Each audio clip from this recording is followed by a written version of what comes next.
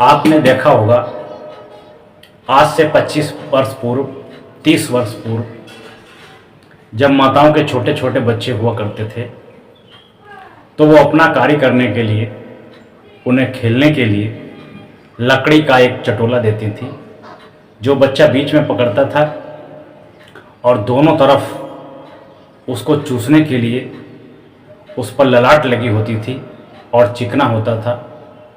बच्चा खेलता रहता था, खेलता रहता था। बच्चा खेलते खेलते थक जाता था लेकिन उसमें से दूध नहीं निकलता था, उसे आनंद नहीं आता था। जब उसके अंतःकरण से जठर अग्नि जलती थी, उसको भूख लगती थी, तब उसे आहार की आवश्यकता होती थी, माँ के दूध की आवश्यकता होती थी। तब बच्चा उसको फेंक देता था और फेंकने के बाद बच्चा रोता था। जब तक बच्चा रोता था जब तक माँ का दूध नहीं मिलता था।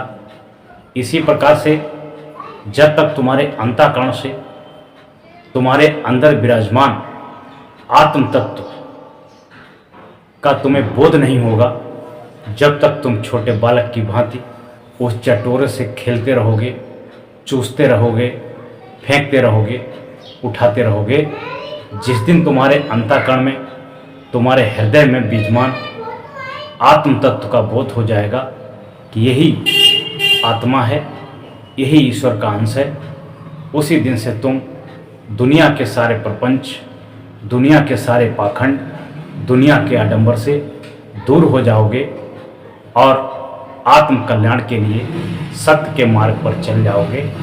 आत्मबोध हो जाएगा, खुद सुधरोगे और दूसरों को भी सुधारने की सामर्थ्य रखोगे।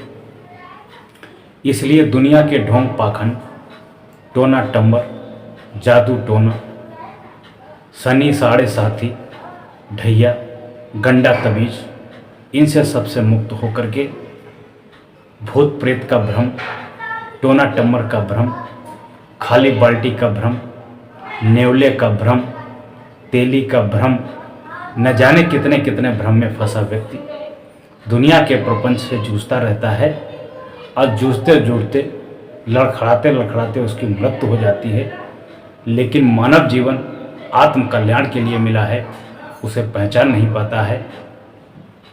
केवल दुनिया के भोग विलास, खाने पीने के साधन, मनोरंजन में ही व्यक्ति इस अमूल्य जीवन को नाश कर देता है और पुनः भिन्न भिन्न प्रकार की योनियों में भटकता रहता है। उसका कभी न मोक्ष होता है, न कभी कल्याण होता है, न कभी उसको आनंद आता है। इसलिए अपने अंतःकरण को पवित्र करिए और अपना कल्याण करिए।